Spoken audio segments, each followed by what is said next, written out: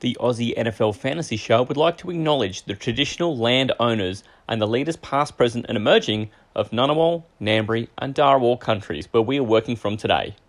This always was, and always will be, Aboriginal land.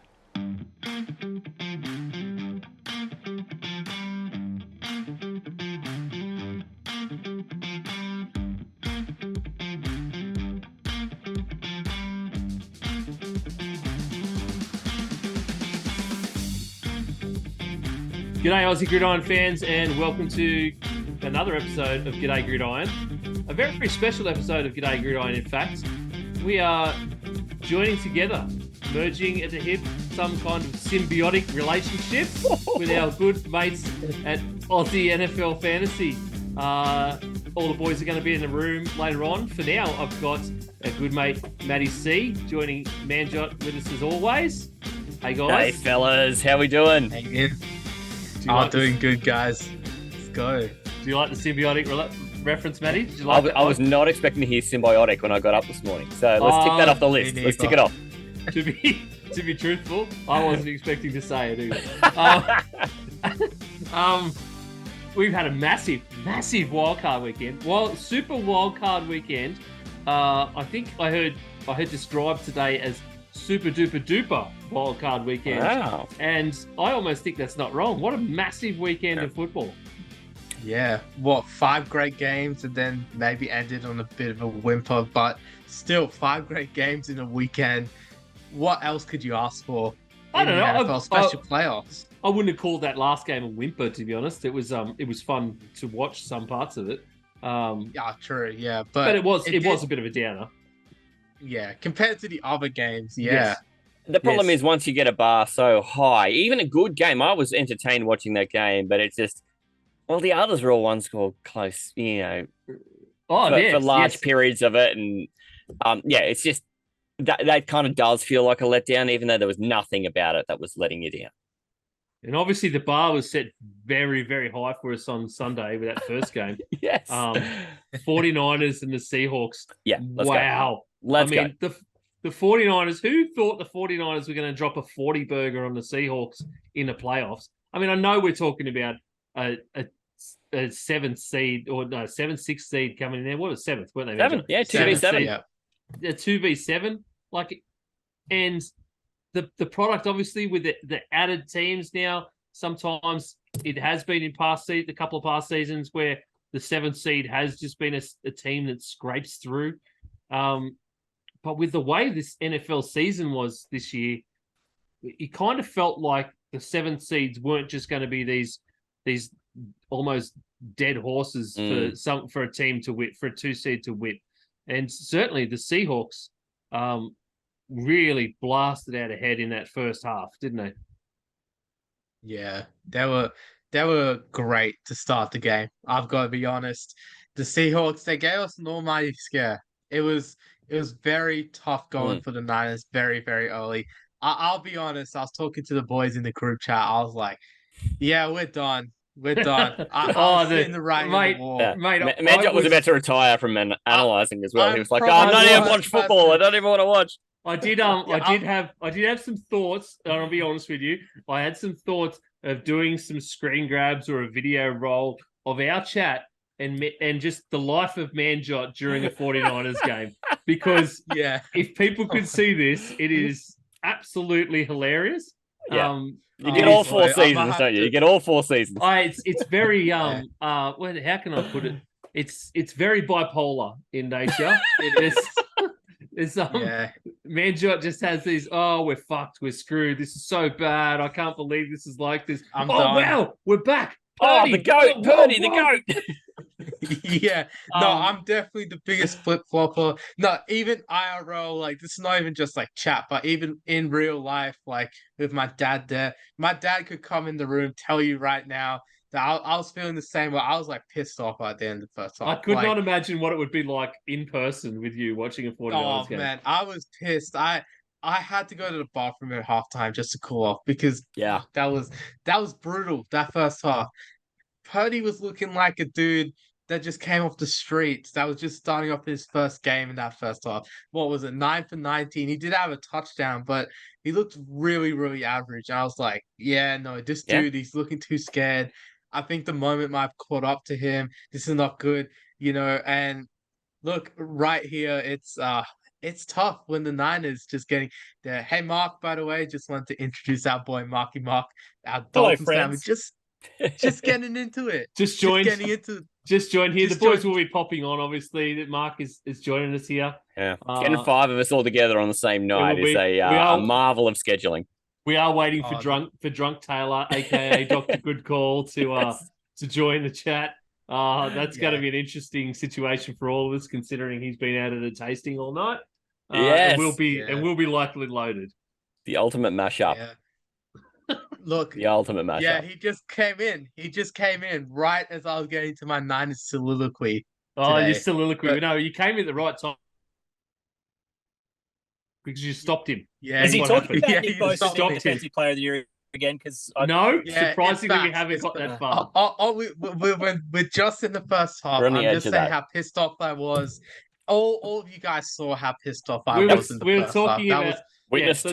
We're talking about bipolar Manjot group text chat, which is just hilarious.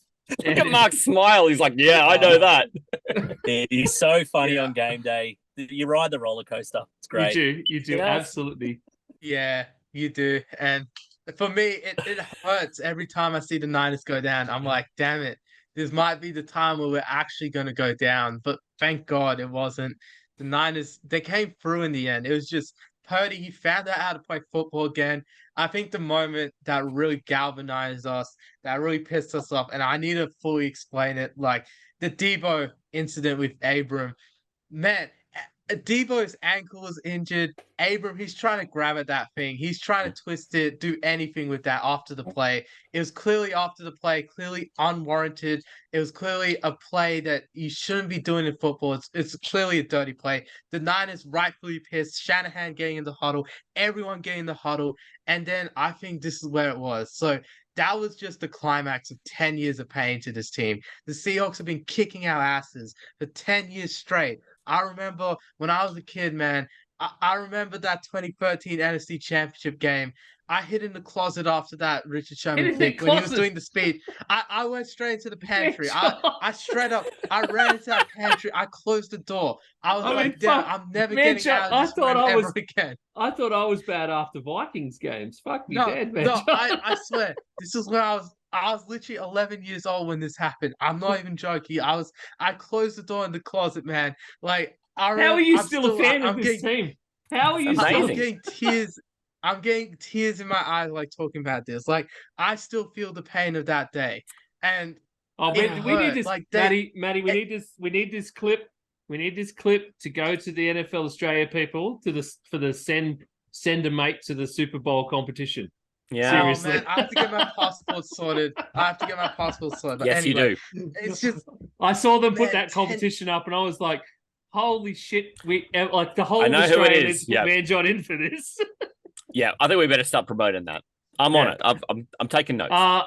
Back to the game, though. The game. No, I'd love to know who gets there, though. I don't think it should be me. I think there's a lot more deserving people. Like, I'm only just a kid. Let's just be honest. But anyway, back to the game. Like, look, you stopped me in the middle of the good stuff. So yeah, 10 years ago, man. Like, I remember like seeing that 2012 week 16 when they handed us out our asses to us on Sunday Night Football the week after we beat the Patriots. And I was like, this is a team I'm going to hate forever. And I still have. Like 10 years of pain. I've held this in for a whole decade, man. This year, I believe everything, like last year, I remember, Ian, we started off in our other podcast and then I was going off after we lost to the Seahawks the second time. When we got swept, I was like, our team is too good to get swept by these guys. And it's true. We were too good. And look, this year we started off week 2. I thought we're going to get our asses handed to us again when Trey went down. Jimmy came in. He did his job. And then, we come out on Thursday Night Football in Seattle and we beat them again. I was like, surely we didn't sweep them. And then we come out, we have to play them in the playoffs. I'm like, shit, third time, just like the Rams last year, we're going to lose.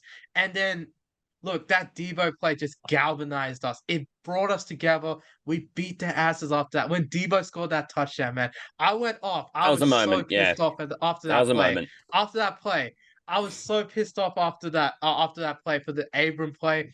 I was like, Debo, like once he scored that touchdown, I was like, that's payback, bitches, man. 10 years you guys shat on us. 10 years you guys gave us pain. But man, Debo, in that one moment, he sent you all home. Bye bye. Goodbye. You're gone. Back to Seattle. Go. Goodbye, man. It was just absolute joy when I watched Seattle go out. In our hands too. When I watched Seattle go out to us, it was just the greatest feeling of all time. It was this was my this, I don't care if we win the Super Bowl now, as long as we beat them, we beat Dallas next week. But if we beat the Seahawks, I was just happy. Now if we beat Dallas, I'll be happy. But these are like every week's like my Super Bowl right now. And this was my first one. I'm really happy, to see the Niners beat the Seahawks, handing them their asses, 18 points. They got garbage time touchdown to make it close, but 25 straight points, in the second half to just absolutely put them away. Guys like Christian McCaffrey, who's honestly at this point, I know it's a bit late because regular season's been over, but he should be in the MVP conversation for how he's turned his team around. I know you're going to give me a lot of hate, but if a running back deserves to be an MVP conversation, it has to be CMC and Josh Jacobs, like guys like that. They've got to be in the conversation nowadays. It can't be quarterback award. They're nowhere near any records. That neither of them are near any records. You can't. Yeah, but look, you got to say like they at least were trying to carry their teams. You need to have a running back of the year award if you want to give them an award. That's all. Yeah, the All Pro is that. But yeah, either way. But look, the defense, they were absolute trash in the first half, but then in the second half, they allowed absolutely nothing except when the second stringers came on and allowed that garbage time touchdown. The first team was absolutely going on fire. That Omenihu fumble, Bosa Defensive Player of the Year coming in with the recovery. It was incredible. I enjoyed that. I was like, that's it. Our defense has done it. So our offense, you just got to put the game away. And that Debo run just sent it home. That Debo catch and run. People, one more thing before I'm done. People are shitting on Brock Purdy now. I seen it. Everyone in my DMs during game, they were like, "Oh, Purdy's getting carried by Debo, getting carried by CMC." Who is shitting on Brock Purdy, mate? If there's anyone in your DMs shitting on Brock Purdy, just fucking delete them.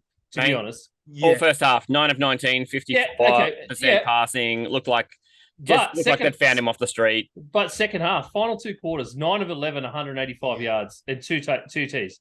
Like it's just incredible. It's a unreal. Touchdown too. Yeah, he added a rushing score too. So he had 4 total touchdowns on the day. It's more than what Jimmy is. It pretty much equals what Jimmy has put out in his entire playoff career. He's definitely the better quarterback. He was definitely Purdy was terrible in the first half, but both sides of the ball. And that's inarguable. No one can defend that. The whole team was bad in the first half. And that's what kept the Seahawks in that game up until halftime. Ward as well. That silly little hit late by Ward is what got them into field goal range for a field goal they never should have been in range for. It's just the 49ers were clearly their own worst enemies, and it's the only reason it was close. And the second half reverted to, one team is clearly better than the other. And if you got two halves, that was a 2-7 game. Yes, so they obviously copped a flogging at halftime in that dressing room, for sure. And then they came out and both sides of the ball just decided to play the football that they've been known for through the latter part of this season.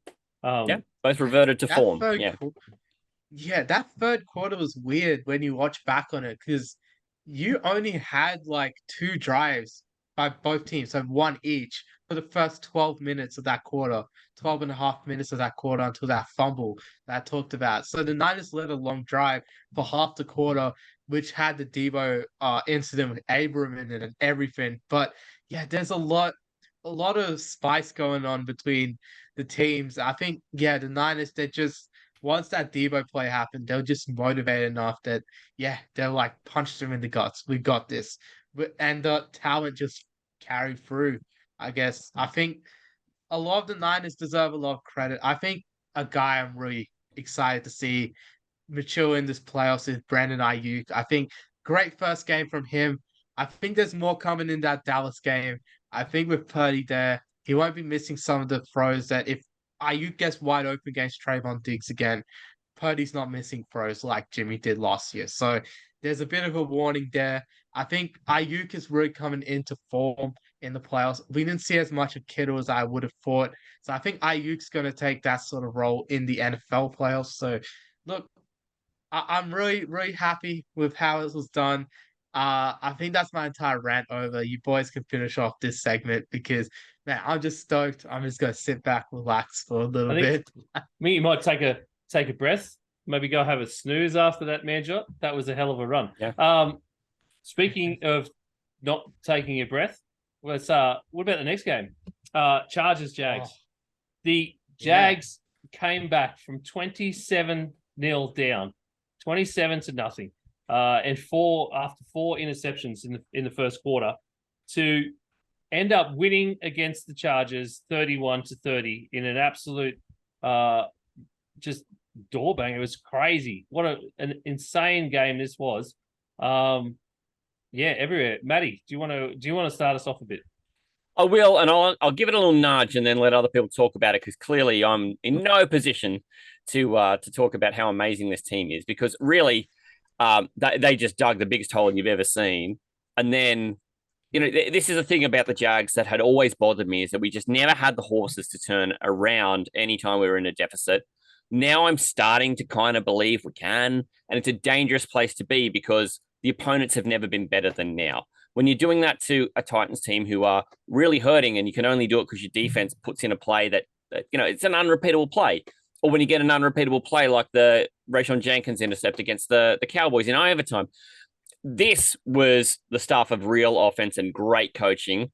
And it's the first time I've really seen that and kind of felt like that could be reliable. I don't know if it is yet, but I was really impressed. Yeah. I mean, I was impressed too. And it was just the first quarter, obviously, was very unlike, I think, anything we've seen from the Jags all season. It was quite bad, especially with all of the interceptions from Herbert. And you sort of start thinking from Lawrence. But you start thinking at that point, how do you come back from this? But then all of a sudden, I think you realize that it's the first quarter of a game. It's not like this is the fourth interception and we're deep into the third quarter. And how do you come back from that? This is the first quarter, so there's a lot of game time still to play, and to come back from this. And you could tell he only needed that one touchdown. He needed to complete those few passes to get into that groove and get that belief back, and just go, no, we're on this, and we need to figure out how to do it. And I think the big turnaround point was, amazingly, was that missed punt, that muff punt before, and which led to the Jacksonville touchdown to just before halftime, to make it 27-7 at halftime. I think that was highly important because then you go into halftime only 20 points down, and 20 points and a half, very, very achievable in an NFL game.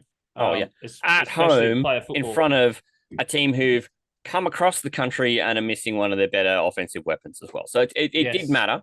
They're missing a little bit in their defense as well. And it did matter to get one little bit of luck. Just one little bit of luck. I heard the stat too that, Lawrence had thrown, 222 attempts or something like that in the first quarter of games through the season, no intercepts. And to have two in the first one's batted twice, for goodness sake. Like, it's just, that is some horrendous luck. At close range, batted twice as well. So, that's just real reflex, unrepeatable stuff. So, I think that little bit of luck makes a big difference and just got the confidence back. Yeah, absolutely. Just watching this one, though, it was incredible. Like, after watching that Niners game, this one was just a step above that one. It was its third biggest comeback in NFL playoff history. I actually could feel it coming. I told you boys in the chat as well. I said comebacks on after that first touchdown. I felt it. I felt it coming because this Chargers team, they're known for choking. They're one of the probably top three teams known for choking alongside the Falcons and the Vikings. Sorry, Ian. But yeah, top three teams known for choking. Definitely, you have to put Chargers up there. And look, I think where they lost the game was like Ian said, when they didn't capitalize on that muff punt, because Herbert on third down missed a wide open Keenan Allen running a slant route. It was the easiest throw. It was a layup. He missed that throw. He threw that like 10 yards over his head into the back wall. And I was like, wow, okay, Herbert does not miss that. There's something going on. They kick a field goal, and then Lawrence starts getting hot in that end of the half. And I always believe that when you get that last touchdown of the half in any level of football, that it can really be a confidence shaker for the second half. You can really get going in that second half. I think that's exactly what the Jags are doing. I mean, look, Lawrence had 4 interceptions in the first half, 3 in the first quarter. It was just it was a nightmare. Like you never expect that from a guy who's the number 1 overall pick. And for Lawrence to just go out there and ball out with 4 touchdowns to make up for it, and then the game-winning drive, where I believe he could have got a 5th touchdown even. It was Maybe. it was the stuff of dreams, like you guys said. Like the Jaguars, they're not a team known for success, as Matty can tell you. Being 20 years as a Jacksonville Jaguars fan, you wouldn't really know much about success. But you saw 2017, they went on a miraculous playoff run. In playoffs, you're saying now they're 8-7. They're 7-7 coming into here. A So rare team with a winning playoff record. Yeah. How random. Sort of success. And Manjot, you mentioned that that incomplete pass to Allen. There's an interesting thing about that play. That play that they ran in past weeks has been a Mike Williams play. So he was always the run. He was always the one coming out through running that route, and not the one that where Allen was running. Allen was running his route, but that was always a Mike Williams play.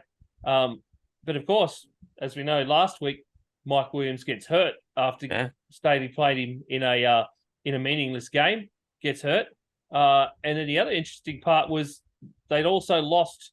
There was the backup there. They'd lost earlier in the game already. The Chargers had so Mike Williams backup, and then they were down to Michael Bandy, I think it was, who's basically you're looking at your third string at that position, and they still kept that play in, like the kid was going to know exactly what Mike Williams would usually do. And they ran that, and then it went to shit. And obviously, Herbert overthrows Allen in desperation, most likely, because a play that they've been using for the entire season with Mike Williams that was like a guaranteed play just didn't come off. Yeah, and the weird thing was, Herbert got outplayed by Lawrence, even though Lawrence threw 4 interceptions. I think the thing with Herbert, and I don't want to hate on him too much, but he was gifted a lot of short field opportunities. He was gifted all of these opportunities to score touchdowns very easily by those interceptions, and he did make the most of those opportunities. That was not all of them, but most of them. He did make the most of it, and I think that the thing is, Herbert, I don't know. The coaching around him has just it's not really inspired confidence. As you see today, they just fired Joe Lombardi and his quarterback coach as well, Scott Day, I think his name is. So they've fired the offensive coordinator and the QB's coach. So they're having a full clean out of that offense right now. I think that's well deserved because I have no faith in Joe Lombardi's play calling at all. It was just absolutely horrendous against the Jaguars. I think they were just gifted a lot of short field opportunities, and that's what made the offense look a lot better than it did. The offense was actually much worse than it was.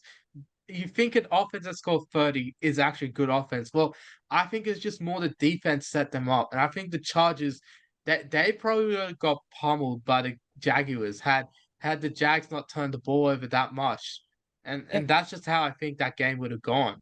Their only second half score was a 50-yard field goal. That was their only second half score. Like it's kind of telling. Yeah, and they had their opportunities. They missed a chip shot field goal off like before that or after that actually, where they could have gone in front by a lot. But even then, I would have still expected the Jags to score a game-winning touchdown the way they were rolling because I think so too. Man, you cannot stop Trevor Lawrence, and I think this is a good sign for Trevor. A lot of people were saying, Manjot, of course Trevor's gonna break out this year. I don't think people expected it to this level like I did. Where were those people in like week 4 when we were 1-3? Where are those people now?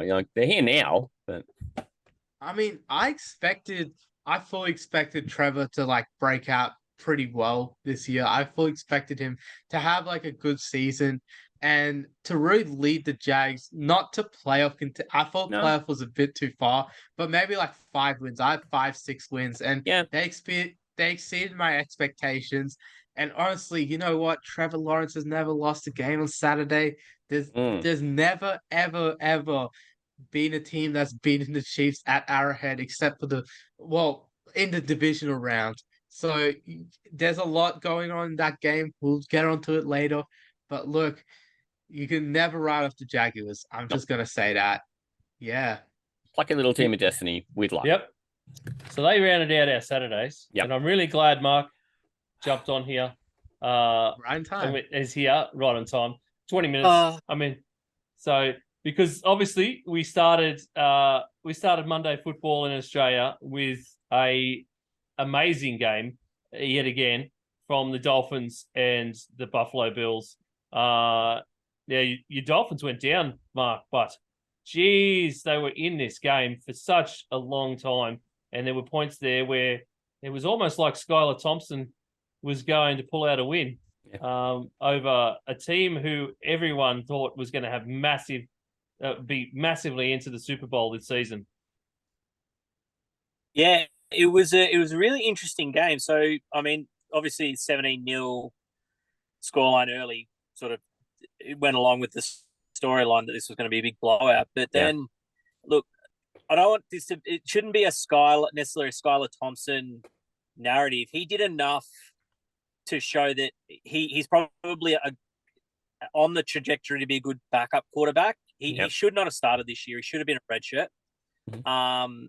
So he should take nothing from this loss. He is what he is. There was a lot of missed opportunities, a lot of receivers like Waddle and Hill just normally catch. The defense stood up really, really well against Allen. And I think the last couple of outings we've had against them, the 2 times this year, we've actually held him as much as you can hold Josh Allen. I think we did an admirable effort. Christian Wilkins just seems to be able to get under his skin, which I love. But I was really proud of the effort. It was a gritty performance. But I mean, at the end of the day, the better team won, and they were always going to win. So yeah, I have to 2023. Yeah, well, I have to agree with you on Skylar Thompson. It is an interesting thing. Manjot and I have discussed it before with the Dolphins that this season, whenever Tua hasn't been in the picture, it seems like the receiving core just sort of fades away. There isn't a lot of or as much of Tyreek Hill, and it's just like Jalen Waddle has nothing at all. I find it very interesting that in those games where it was Bridgewater or Skylar Thompson as well, that they seem to not use the players that have been there doing the job for the entire time with Tua. It's a very weird thing with the Dolphins, and I feel like if they could have got one of the two, Waddle or Hill, going in this game, like going a lot more, then we could have seen a very, very different result. Yeah. It's interesting what you're saying about the like the difference in quarterbacks. There's a lot of talk in the fan group at the moment about the left hand spin versus right hand spin. Is it harder to catch for some of these receivers? I mean, I've never played wide receiver, so I wouldn't know, but there might be something to that. I'm not sure. Sure. Okay. I think just putting like a bit of context into that. Me and Matty, some wide receivers right here. Yeah, Matty. So me and you, wide receivers. Let's get into some wide receiver talk. So have you played with a left-handed quarterback or someone throwing you a ball with the left hand before? Only on a training situation. I've never played in a game with a lefty. Yeah, same. I would say the same. So I'm used to that right hand sort of situation. You are too. So adjusting to someone who throws left-handed, it does take a little bit of time, doesn't it? I mean, I've had a few friends who've thrown to me left-handed. I'm like, okay, it's a little bit weird. Like the ball spins a bit differently because it's spinning the opposite other way. rotation. Yeah, and you're thinking about it, and it's just like it kind of gets into your head a little bit sometimes when you're getting into that situation. And I think perhaps maybe with the Dolphins is that adjustment could have gone to a few of these guys' heads. And I'm going to be honest here. I don't think Skylar Thompson played a bad game. I think he actually played pretty well. From what I saw in that game, it wasn't really his fault they lost. Like Oh, he actually came out there and gave them the chance to win, and yeah. this is actually like a really controversial take. But I think he almost outperformed Josh Allen if he just connected on a few more of those passes. His receivers did actually let him down with a few costly drops. I think that's what, at the end of the day, it let down his completion numbers, his yardage, and this and that. Could have had a few more touchdowns. Had Waddle, for example, held on to a few more balls there. I think Waddle had a bit of an off game that cost Skyler a bit of a chance to really impress us a bit more. But I think, yeah, it was a weird game because the Dolphins, they came out to play just like the Seattle Seahawks did. And eventually the Bills, they did put them away through their high end talent like the Niners did. I think with the Bills, they're going to have to prove the next week that they have to come out and show that they can beat the Bengals. And I think for me, I really enjoyed seeing Josh Allen bounce back. I think a couple of those interceptions weren't exactly his fault, so I will give him a bit of a pass, but it was a rough outing for him.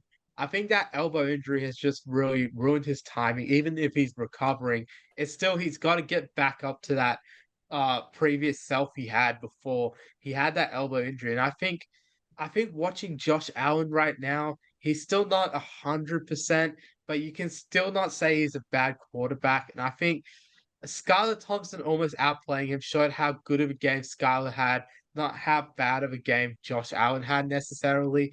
I think I think definitely this is one of the longest games I've watched as well because you had it took like nearly 4 hours to complete regulation at like a 60-minute game here. And coming down to that final play, I thought the Dolphins got hard done by in the Yeah.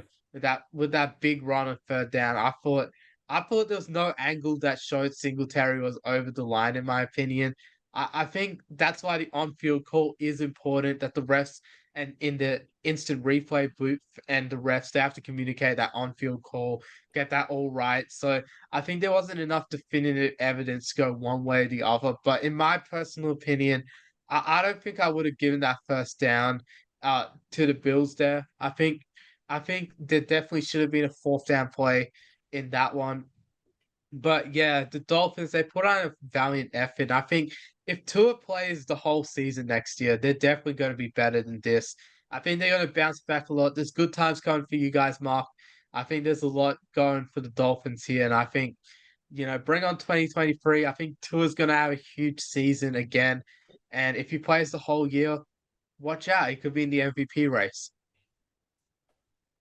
I think certainly. Yeah, Mark, you said something really great about Skylar Thompson. Just showed he's Skylar Thompson, and I think you couldn't have asked him to do more. But that last play for the first down run for Singletary, I thought he was short too, and I was really surprised the on-field call was what it was. And it's a pity because, I would have loved to have known what Buffalo were going to do on fourth down there. They kind of had a lot of confidence. Yeah. And all 22 has pulled Thompson apart a little bit in that he took a fourth down run where it was third and long, and he had Hill wide open, and he just missed him. And a seventh round rookie, I'd expect him to not make every read. So, like, I absolutely forgive that in a playoff game. Yep. So much going on. Yeah. But I completely expect him to make seventh round rookie mistakes. Not everyone's Brock Purdy, but that's okay. Yeah, I noticed. Oh yeah, I did notice on that final offensive play the Dolphins had on that fourth down. Hill was wide. I thought Hill was going to be wide open because no one's pressing on him at the line of scrimmage. No one is actually at him. They let him go. They're lining up like at the line to gain. I was like, definitely Hill's going to run a route underneath that. Even with a single high safety, that safety's not going to catch up. Hill could have gone for a touchdown perhaps. And I think that's where you really see the difference between Tua and a guy like Skylar Thompson. Tua would have noticed that. He would have been like, all right, I audible this. I'll make you run up and then the hitch and then hit you right in the numbers at the line to gain. I think that's where a veteran quarterback like Tua can really show his presence is you can have a quick audible like that. Like, for example, when KC went down 13 seconds against the Bills, like Kelsey and Mahomes had that famous play where they communicated a similar sort of hitch pattern. I think the same thing could have happened there if you had a guy like Tua. So that's where veteran leadership can really show in these sort of situations. Totally agree, mate. Totally agree. And yeah, amazing game that it was. So that's three amazing games. First three games next. to get it best. I know what's next, Ian. We all know what's Take next. it away. I've been waiting all week for this moment. Of course, we get to the Giants coming in to US Bank Stadium in Minnesota to face the Vikings. The 3-6 for the NFC. And the Giants obviously came in to this game after facing the Vikings in a similar fixture just a few weeks prior and losing that game to a 61-yard Greg Joseph field goal.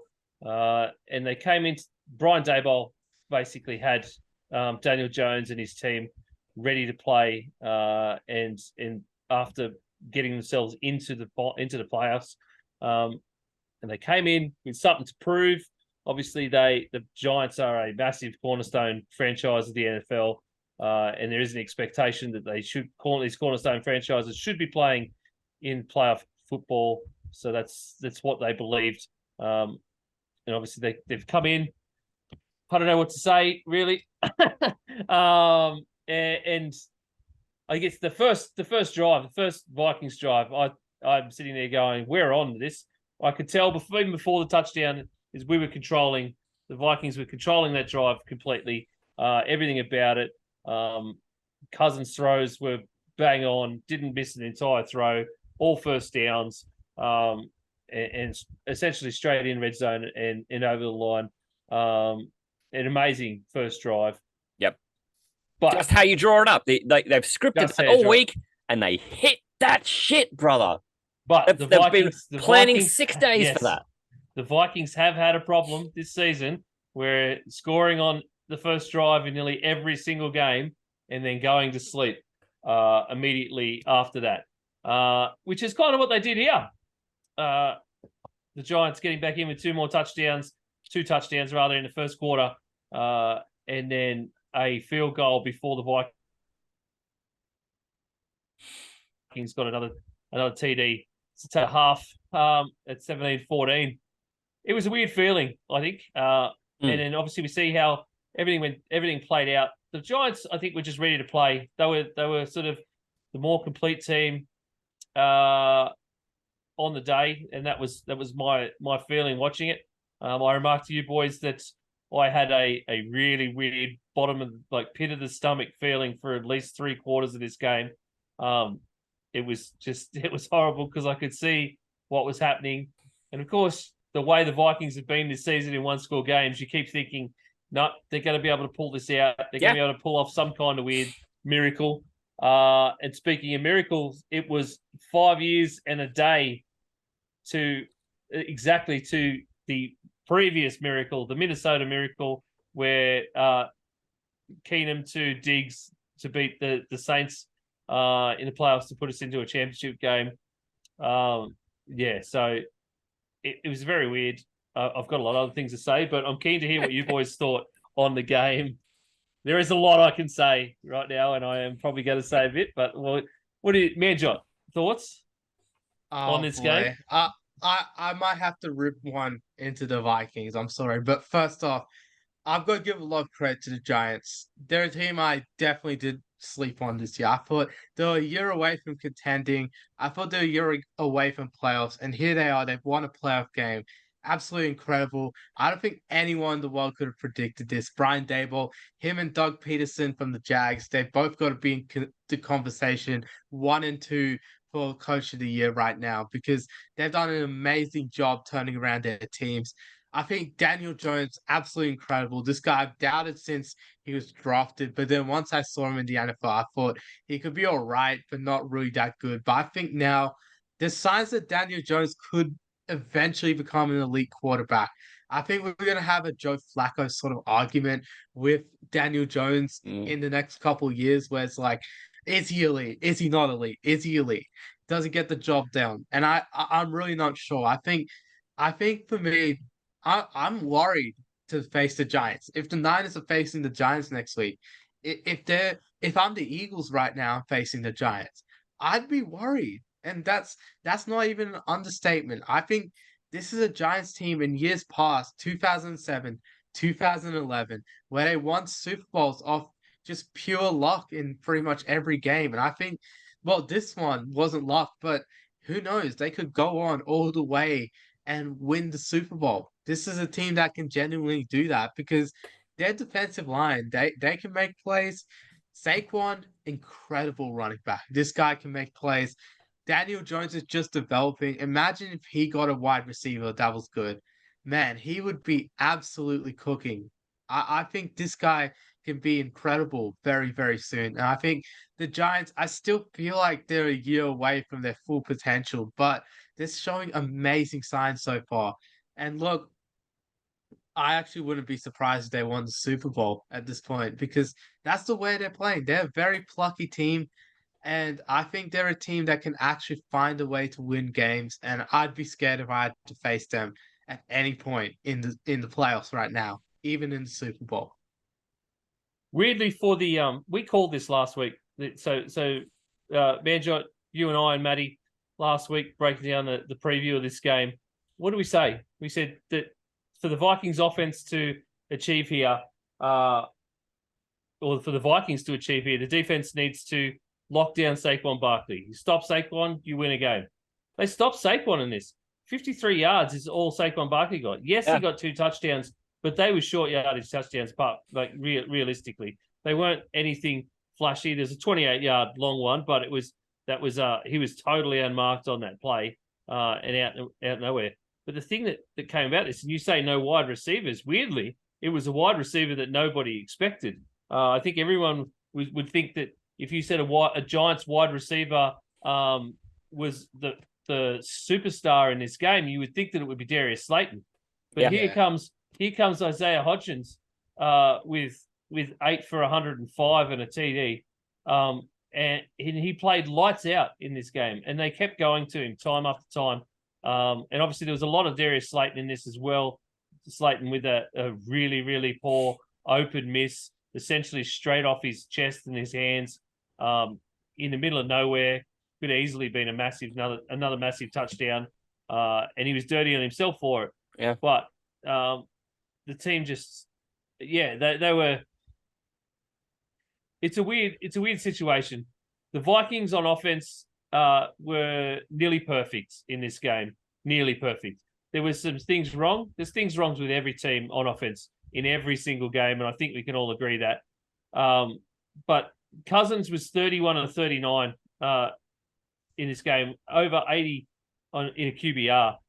Now, in a weird way, in stats land, in the world of NFL, it was teams were 47-0 when a quarterback had over 80 QBR, over 250 yards in a game, no interceptions, no sacks, which is what Cousins had in this game. So this is the first time in 48 games that a team has lost at that point with a quarterback that has those stats, which is insane. It truly is. That's truly insane. Truly is. And we welcome him in. Hey, Talor. Here he is. Hey, Talor. What's up, guys? For the Vikings. Yeah. As we're breaking down, Vikings. As we're doing some Vikings talk right now. Is that been the last 3 hours? No, mate, no. We had to sit through Manjot's 49ers recap first. So I've just missed it. Perfect. Yeah. So he missed all 4 of our teams' recaps. I think he's just like, I'm a neutral right now, so I'm going to miss all the team recaps and just go into the neutral game. Perfectly. Nailed it. You are perfect. Stuck the landing. Yeah. Talor nailed. Yep. Talor nailed. I'm going to put that drop in there. You are. Yeah. How about we let Talor and Mark talk through like the first few games? Anything you guys like want to touch on? We haven't No, heard I'm much just from eating you boys. Macca's, so Mark, go at it.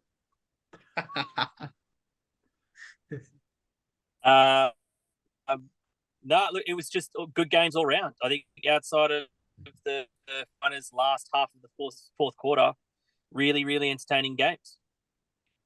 Yeah, I'm probably not going to be as I think the even matchups killed. this week. I think the Chargers were an absolute nutsack. I cannot believe that they gave up a 27-0 lead. It was disgusting. I had them. I literally tipped them in my tipping comp, and no one else did. And I would have won. I literally would have sealed it up, and now I'm all of a sudden even with a bunch of other wankers. So, thank you, Brendan Staley. Thank you, Joe Lombardi, and all you wankers in that Chargers team, because it was great. You just absolutely destroyed me in my tipping comp. So, I assume Mark was about to say the exact same thing. I was about to say, well, it sounds like someone probably should have tipped Jags then. But, yeah, apparently. Yeah, at 27-0, I'm sitting there thinking I'm, God's gift to this world, and all of a sudden I'm eating dick. So, yeah, it wasn't great. Same thing happened to me in the Falcons Super Bowl, mate. Same thing happened to me. I'm like 28-3. I'm a perennial genius. They closed the roof. This Falcons offense is far too fast. Yeah, fucking I learned a lesson, mate. Man, that was a tough game to watch. Yeah, for sure. I did not know what Everything happened. had played out how I said it was going to in the lead up, though. Oh my God, I felt so proud of my analysis. And they didn't even turn the ball over. Like, it had nothing to do with turnovers. Like, the Jags didn't actually force anything on defense to actually come back. It just was all, like, I don't know what the hell it was. It was disgusting. It was the worst second half I think I've ever seen. Like, they just didn't throw the ball. Like, they didn't run the ball enough. They went for, like, was it 7 for 7 yards or something in the second half? Yep. And if you count the shitty play with who was it? Bandy? Yes, like didn't even know the play. I talked about this. After the fucking that was play, actually didn't even know the play. I talked about this earlier. That was rushing yards in the second half. Oh, we're going back straight to the Chargers game. Look, I talked about that earlier, Taylor. That was actually weirdly that was a Mike Williams play. And then, oh my God, so don't get me started on that. I was all over that in week 18. It was a Mike Williams play. Yeah. It has been for half a season. Every time they run it with Mike Williams, 100% successful. And then all of a sudden, they've got Mike Williams back up. I can't remember the dude's name. He's out. DeAndre Carter. DeAndre Carter. There you go. So he got injured earlier in the game. So he's gone. And they're down to Bandy. And they still think, oh, let's still run that fucking play. Like, Bandy's supposed to know exactly what he's supposed to do. Don't get me started on week 18. I tipped the Broncos to beat the Chargers because I assumed they were going to rest their starters. And they didn't because they're fucking dickheads. And then they actually still lost. It was amazing. And I just could not understand. I was even asking you guys in the chat, I'm like, do the Chargers have anything to play for in this game? What are they doing? And then like 2 seconds later, Mike Williams breaks his back in half. Yeah. I was just about to say that when I was talking about the offense earlier, and they were gifted so many good field positions. They were absolute ass. They were just the only reason they got anything good was because they got turnovers off the Jags. That's the only reason they actually were anywhere good in that game, was because the Jaguars kept giving the ball up. If the Jags had no turnovers, they're gonna smash them like 41-3 in that game. Like the Chargers offense is absolute ass. Like, I've got to be honest, Joe Lombardi and the quarterback's coach, Scott Day, they both deserve to be in the dungeons of unemployment today. They deserve it. To be fair, Staley does too. He's fucking lucky. Yes, I was saying the same thing too. It should be a Sean Payton team right now. They should be hiring Sean Payton right now. Get Sean Payton on the phone. This dude needs to be in this team right now. Herbert and Payton, they'd be running the team right now. Yeah. Don't let Russ cook with Payton, because I know Herbert will cook way more, man. The Chargers, if they had any good ownership, any good spine, Dean Spanos, you better be on the phone right now. Sean Payton, be getting out your contract negotiations. Go, get it going. Brandon Staley, he's ruining a young man's career in Justin Herbert. This is the rookie contract you're ruining right now. Absolutely disgraceful. I think we all on the same board. I'm very happy for the Jaguars. Just a little side note, shout out to my sister. She was tipping the Chargers in this one. I was tipping the Jaguars. So was I. I She told her was to take so me out. plucky too. Yeah, she was all in she your was grill. She was all in my grill. She was like, "Man, John, oh look at this. The Chargers up 27-0. I can't believe you're an expert. All of that shit. You're like, she sit down. She was straight up telling me she knew more NFL than me. I went straight to, I was like, I have more ball knowledge than you. I said the Jaguars are going to come back. And look, they came back. Look, all right. We like fully went back straight into the Sunday games. I think I've got one stat for you from that game, and we can move on. Yeah, go for it. Teams that were 5 or more plus in turnovers in a game were 316-3 going into that game. I was surprised it was 3. That's a big number. Yeah. I couldn't tell you the 3, but it was actually amazing. Probably all Chargers. 3, but it just proves again how disgusting that loss was. Rivers had some bad games, man. Yes. The Chargers literally have like the 6 worst playoff losses in history outside of that Super Bowl with Matt Ryan. They made the playoffs before? Apparently, and they just eat dick. Boy. On Herbert though. Hey. On Herbert though. Oh, yeah. Can I go really bold? He's had. No. I know he's had a lot of. Yeah, I'm sorry, I'm hurting your husband. I get it, but his ex-husband. He puts up a lot of stats. He scores a lot of touchdowns, but he's thrown double-digit intercepts every single year. Like he's Josh Allen. He's Josh Allen careless, but he's not as good as Josh Allen to make up for it. Hey, there was another quarterback that did that season in and season out, and everyone gets on him as a fucking joke. Manjot, do you know? Yeah, is this Kirk? No, it's fucking Jameis. Seriously. Yeah. Everyone talks about like Herbert being 30. Got it. I think Herbert's overrated. Everyone says he's like the Jesus. He's the second coming of Jesus, for fuck's sake. But he's throwing the same shit as Jameis Winston, who everyone thinks is a joke. Look, I don't think many... I'm going to hit back here. Gee, you go, Manjot. We all know I'm going to have a rebuttal. I'm going to be honest here. After this game, if this was Lamar Jackson, Dak Prescott, you'd be hearing hate. You'd be hearing hate forever, like until the end of time. If I'm full on putting him like. Oh, you mean Lamar, who's just got a phantom injury and just doesn't want to play? Look, oh no, we're going to talk about the Ravens next. I'll bring that up. But look, if Lamar was in this exact position and he threw the game away like that. Just like, say, for example, Lamar would be on the toilet. Titan.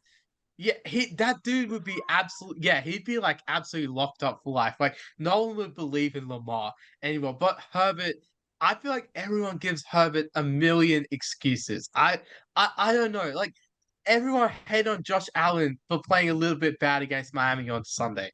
And look, that was a bit rough, I reckon. But the night before, when you see Herbert do this.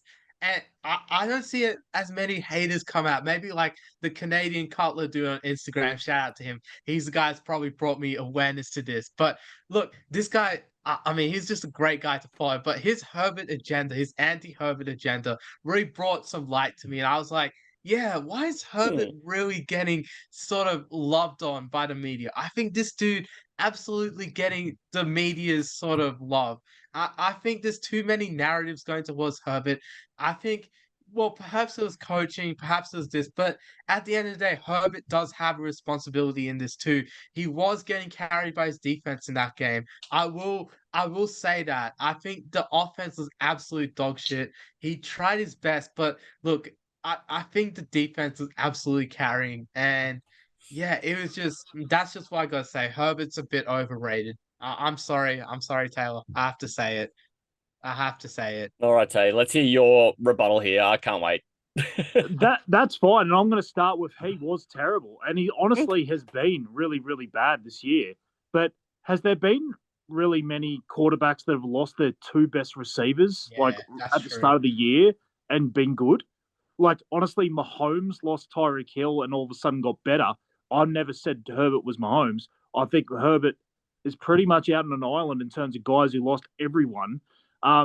He also destroyed his lung in week 2 or week 3 or whatever the hell it was. I'm certain he was not right. Like, they literally brought him back the week after. Or sorry, he missed 1 week, wasn't it? Five broken ribs. 5 broken ribs he played through. His ribs, his lung. I'm certain the guy is just a fucking corpse at this point, trying to actually throw to DeAndre Carter and Joshua Palmer. Like, he's had no one there the entire year. Maybe he really is Jesus. Maybe he is. I don't know. Well, Gerald Everett's your favourite target because he's the only guy you know the name of. It's a bad place to be, right? I'm not going to go on any further. Like, to be honest, I don't think he played very well. And honestly, I don't think he's had a great year. It also doesn't help when Austin Eckler fucking pilfers 21 touchdowns or whatever the fuck he does on the goal line. Like, whatever Joe Lombardi was fucking running, it was just all rushing plays at the goal line. And it just didn't allow Herbert to really have a great fantasy year or a great year in general in terms of stats. And he didn't have his two best receivers all season. So I agree. I don't think he played great this year. I don't think he played great in this game. I agree with Manjot. Like, I think the questions need to be asked about him, but I think there's definite reasons as to why you should buy lower on him. Like, let's just say you're in a dynasty league in fantasy or something. I would be going out and getting any share I could of Herbert right now because he's going to be a buy lower than he should be because he's going to all of a sudden get his guys back and he's going to get an offense coordinator that actually is competent. So I think there's only greener pastures for Herbert moving forward. Yeah, and one more note to finish off with Joe as his offensive coordinator. Justin Herbert was never winning the Lombardi. Oh, no. Poignant, Manjot, poignant. I agree. I agree with you. They also got destroyed. Like, they had a lot of injuries. They had injuries everywhere on their defense, on their offense. Like, it was just all over the place. They had injuries this year. Like, they were just like the cursed team of the year. I mean, like, there are other teams that could also lay claim to that, obviously. But just generally, in terms of talking about the Chargers, they had a really, really tough year of injuries. So I think they deserve to at least be given credit that they could turn it around next year, and I think Herbert's going to be the front of that. And honestly, I'm probably going to be buying the dip on Herbert next year. Yeah, I think the Ravens are the same team, to be honest, and they're the next game. Yeah, so it's a perfect prelude into it because they had wide receiver trouble. They couldn't keep a running back healthy. Who's their quarterback? Sometimes we don't even know. So I kind of feel like for those two teams to have made playoffs and actually both kind of represented okay, they certainly scored points. I just think it's kind of interesting that, you know, you got these two teams on this low ebb, yet they're still making playoffs and still scoring points. Yeah, definitely. I mean, I didn't watch this game, honestly, because in all honesty, I tuned the fuck out of NFL after the Vikings loss. Yes, you did. I can attest to that. He muted everything. He just muted everything. I muted chats for 24 hours. I was just like, I'm out of this. I'm going to try and focus on work. I quit NFL. I never liked it anyway. I was looking for a new taking team. my phone and I'm leaving. This is fun. So, all right. Look, I'm just going to straight up say it. If the Ravens had Lamar Jackson, they were winning this game. I'm going to put this one out there. They had Lamar Jackson. He was standing on the sideline.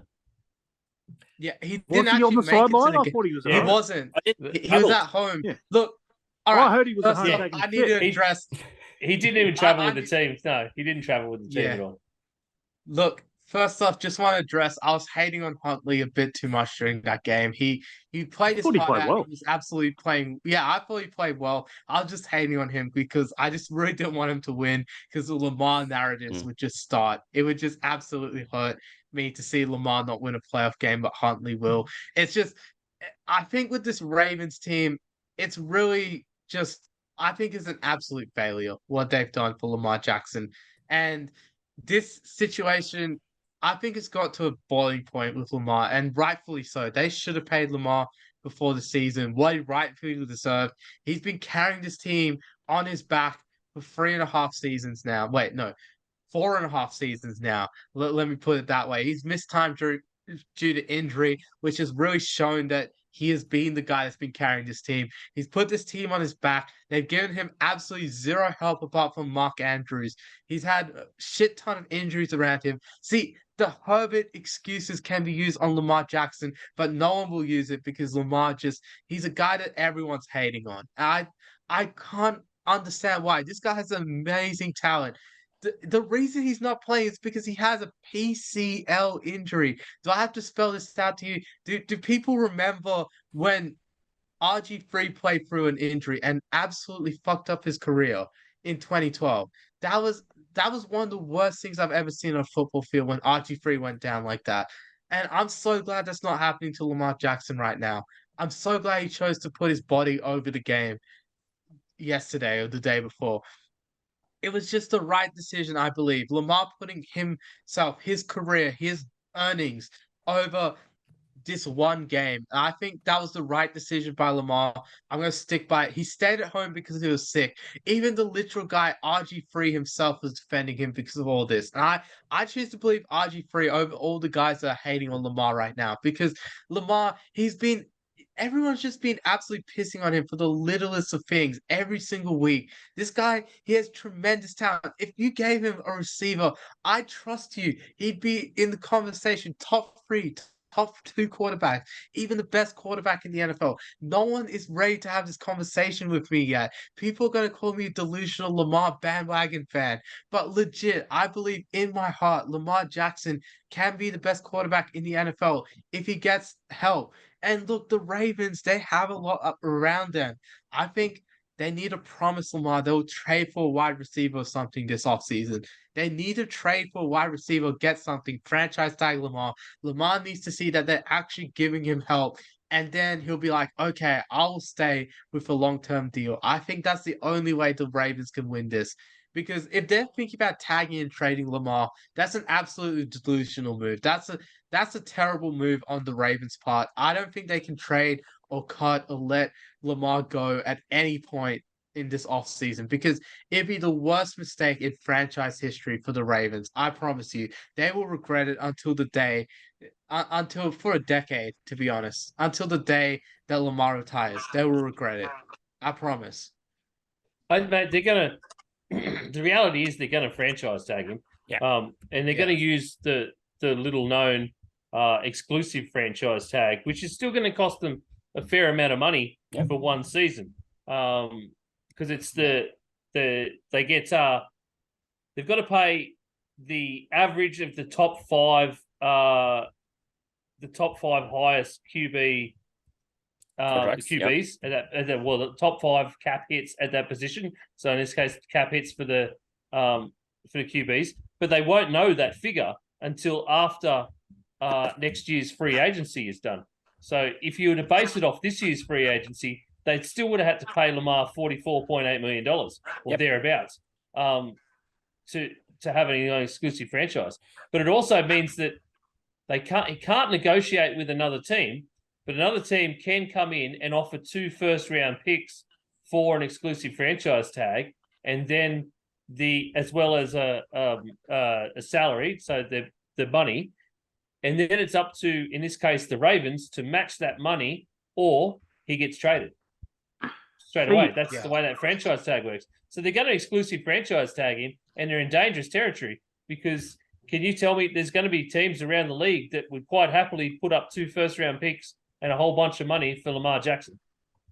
I think they only franchise tag him if they're trading him. Like, I don't understand why they wouldn't just work out a deal if they're planning to keep him after this year. Like, I honestly, they can't be that stupid to think that he isn't going to just fucking sit out on purpose like Lev. Like, if he gets franchise tagged. Like, it's a players' league these days. Like, he's gonna sit out. He's gonna lose his mind, and there's no way you want to run your franchise that way. I think honestly, they only franchise tag him. Like, they'll do it because it's smart, because that is what's best for them. But I think they need to work out a deal for him because, like, at least if they franchise tag him with plans to trade him, they can do it. Like, they're not just gonna let him leave. Yeah, and you can't ever give him half a window that you're not married to the franchise. The only way to make sure he doesn't ever set foot outside that building is to franchise tag him, and then you've got to work out the long-term deal. But I feel like they've completely misplayed their leverage. I think the only reason that they're going to start looking at franchise tags is because they're one of the few teams that actually does try and play within the cap, and at the moment they've only got about 34 million in cap space, which is not enough to secure Lamar Jackson. Ravens. I think Ryan Tannehill's available if you want to do it as a swap with Titans. That'd be great. I guarantee he is. First, Ryan Tannehill and all the money for Lamar Jackson. And he'd walk Lamar straight to the into Jets. just as shit a wide receiving core. It'd be wonderful. Yeah. Hey, Westbrook Akina has been fantastic. Lamar to the Jets, please. The Titans would somehow run the ball more than they already do, which I can't even fathom. But they would still do it. Derrick Henry in a timeshare. Exactly. I'm not taking that. They got to pick up Kenyon Drake in free agency to make this work. Yeah. Sorry, I digress. Traylon Burks is basically a scarecrow at this point. Sorry, Marky. We digressed a massive amount then, didn't we? Sorry, Mark, you were going to have a go. You've got something. Mark, yeah, go, Mark. Just on the contract stuff, the problem is the guaranteed money, and the Ravens ownership won't fully guarantee contracts. No. He's going to try and leverage. He's trying to leverage the Watson deal, which is fair enough. I can understand that.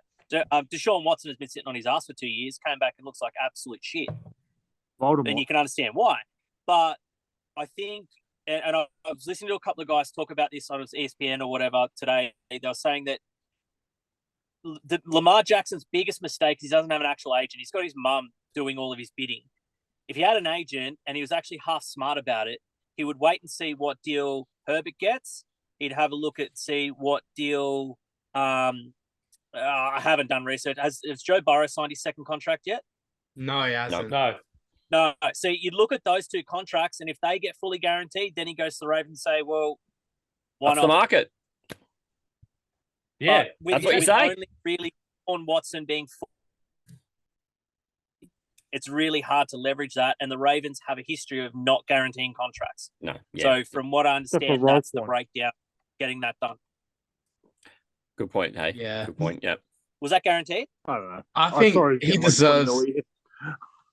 He made some big money. I think... Look, the thing is, I think he deserves a fully guaranteed deal, in my opinion. He's a good enough player to deserve the exact deal that Watson gets and more. This is a dude that's not even just their quarterback. He's their whole team. Like I was doing the stats here on Good at Gridiron. Like the first few weeks of the season, I was counting up like the percentages of total yards that Lamar had for the team. It was like in the 80%. He was just absolutely running this team. Like that game against the Patriots, that was the game where I was just like, yep, he's the best quarterback when he's healthy. And I was like, this dude deserves all the help. He needs something. The Ravens, they've got to pay him first, and then they've given him the help with defense. Now they've got to go out and get a wide receiver somehow. Either in the draft, they trade up in the draft, get a wide receiver, or they just sit back in the draft, pick a wide receiver, or they go out and trade their draft picks for a good quality veteran. I think there's some good names they could trade for. I haven't heard many rumors yet, but there'll definitely be rumors. Wide receiver, it's a deeper position. Someone will be wanting out very, very soon. I think the Ravens, they need to pounce on that as soon as possible because Lamar, they need to keep him happy because I can understand why he's pissed off. I know a lot of people might be calling Lamar a diva right now, might be saying he ducked that playoff game or whatever, but he's doing what's best for him. He knows his worth, and I believe in you, Lamar. Believe in you. Go out and get that bag, King, man. You got to get this. You got to get this, Lamar. I'm full on fanboying. I know it, but Lamar, you deserve everything, man. You deserve it. Go out and get that bag, man. Come on. He's an absolute arseload better than Watson. Oh, yeah. And I don't understand what the Ravens are spending their money on. I just don't understand. The defense. I'm with me. I know, not so good defense. But I don't understand how it's so expensive. The reason, Manjot, you haven't had someone like coming up against you is because I completely agree. Like, I think they should just pay him. I don't understand why. What do they stop? They needed to pay him earlier in the year, so they just needed to do it. Was it the fact that the guy all of a sudden was an awesome passer last year? It was the one thing that he hadn't shown in the past that he needed to do, and then he just goes out and just makes Mark Andrews the best tight end in the league last year. Well, he'd already led the league in touchdown passes 2 years earlier, too. Like, how often do you need to see the guy do the trick?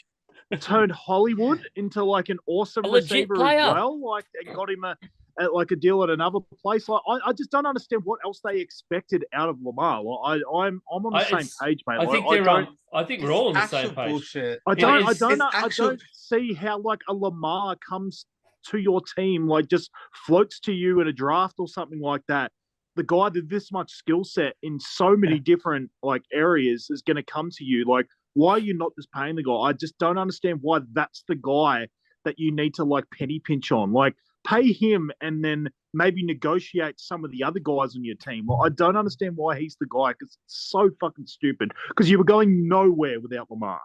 Yep. Yeah, he's always been doubted on. I swear, in that 2018 draft, I literally thought he should have been picked first overall. I thought he was that good of a talent that he should have been picked first overall.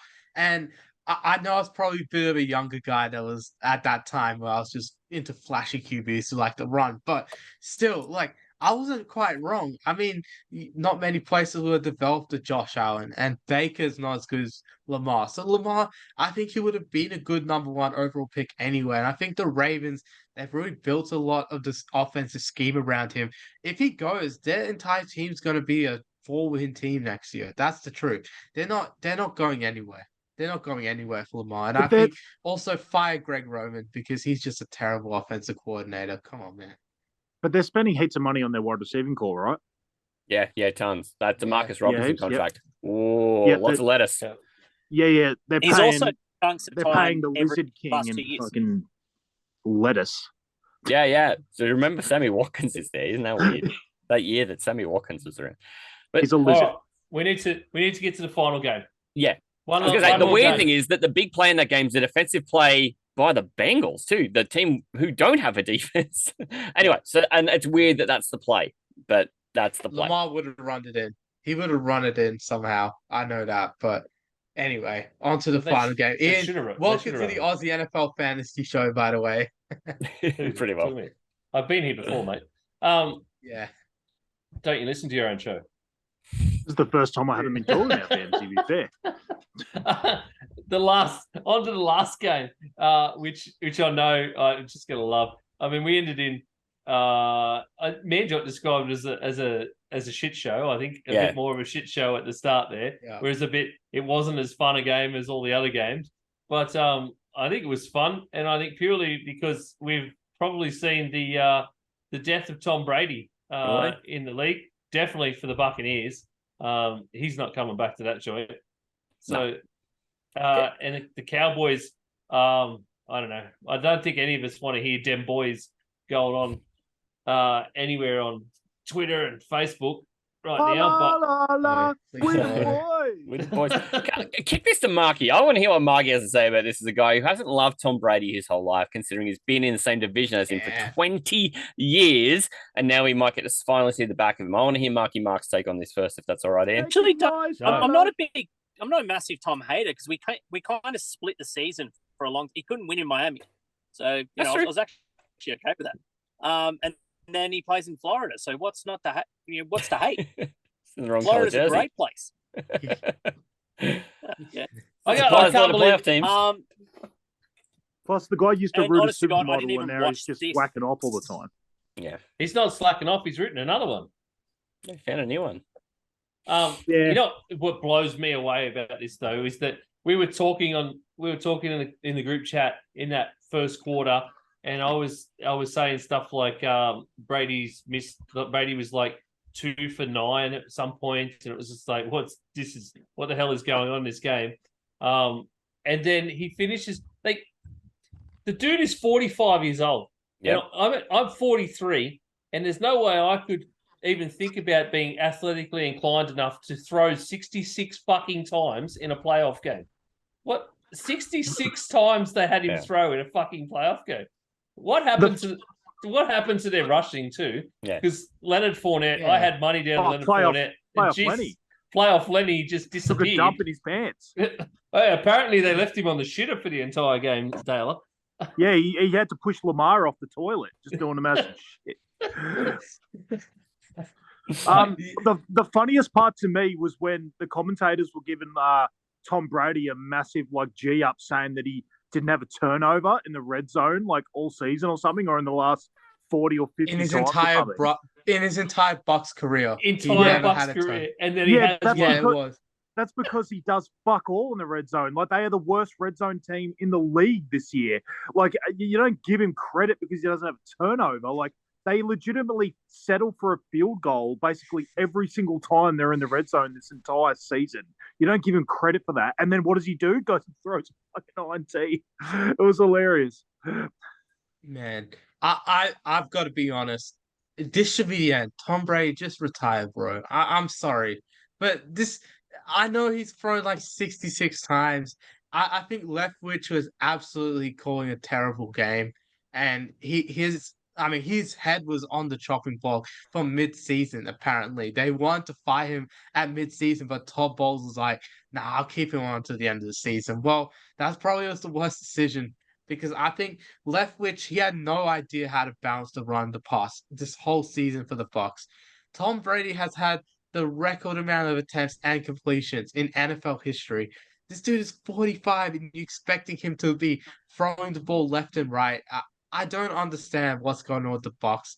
And Tom Brady himself, I just don't think he's the guy. I don't think he's the guy anymore. It's over. He should retire. He's 45. He's done everything in the game. He was throwing like 2.9 yards per attempt at one point yesterday. This dude looked beyond washed. You looked at the quarterback that was on the other side of the field. Dak Prescott was on fire. This dude, he led them to 5 touchdown drives. Absolutely incredible. Brett Maher did his absolute best to give the Bucs a chance with 4 mixed extra points. That's beside the point. But look, I think Dak Prescott I've always been actually a believer in Dak Prescott. As much as I've hated the Cowboys, I've actually been more of a believer in Dak Prescott than Cowboys fans. The Cowboys fans have actually literally gone to my email and sent me death threats there. Like legit. They've gone to extents where they've had to stalk me to like send me I know death what threats. death threats are like, mate. Yeah, like legit. No, I'm not even joking. Like these dudes, they were like, I said Prescott was better than Tony Romo, and then these guys took this too personally. But look, I've always been that much of a believer in Dak Prescott. I'm really, really, really concerned that Dak Prescott is gonna fail to win a Super Bowl with the Cowboys because I think he's a tremendous athlete. I think he's a tremendous quarterback. Really showed it yesterday against the Bucs. I think he's a guy that can really lead the Cowboys to the promised land. I think he can. And even this year, he can. With that team around him and CD, they can show that they can really be a great team. That gave him a sack whack.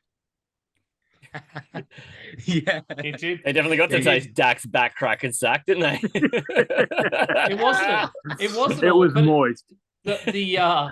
The offense gets all the credit here from everybody, but I actually think it was the defense. This Cowboys defense was fucking scary. At times, it looked like we were looking at the 49ers defense the way they were playing, especially Micah Parsons. The way that guy moves is incredible. The stuff he does is just ridiculous. And I love that this sets us up for not just Cowboys v 49ers, but you are talking about Micah Parsons versus Trent Williams and Nick Bosa versus Jason Peters next week. It's just... Oh, yeah, Tyron Smith, yeah. I think Tyron Smith's back, yeah.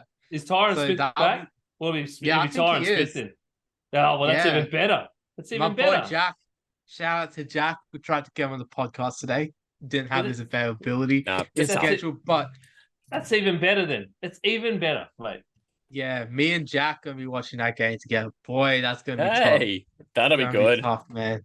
Yeah, Bosa v Smith and Parsons v Williams. It's just like it's going to be incredible to watch. I mean, we could either end up with a 6-3 game or a 45-42 game. Really, it's just me and Matty today have a water bet technically still riding on that game. We do.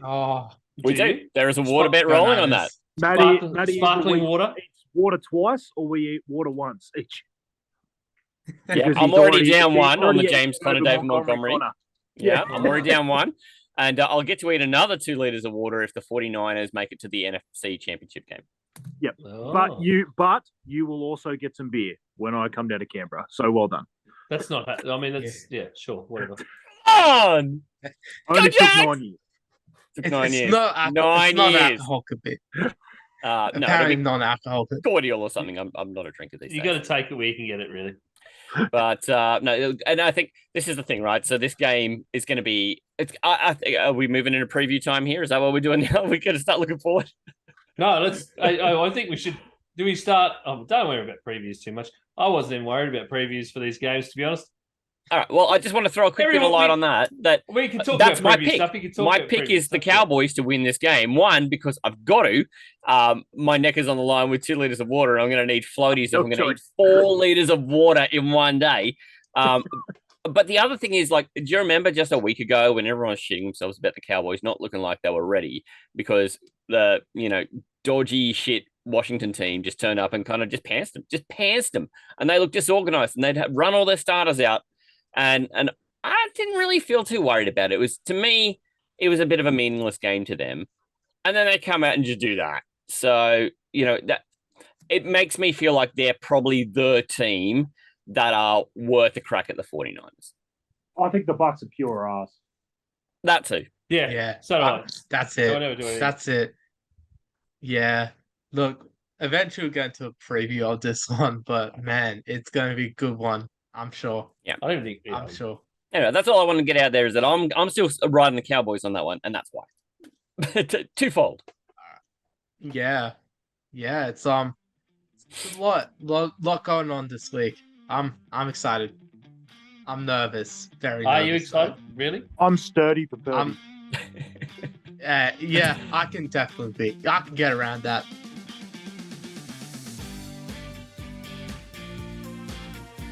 Thanks for listening to G'day Gridiron meets Aussie NFL Fantasy Show Part 1. The second part of the mashup is coming tomorrow, so keep your eyes peeled for the Aussie NFL Fantasy Show meets G'day Gridiron right here and the same spot you found this podcast. You can find both of us through Linktree/Aussie NFL Fantasy, and you'll find everything that you need in terms of merchandise, podcasts, YouTube, for all of the Australian produced shows. We'll see you tomorrow.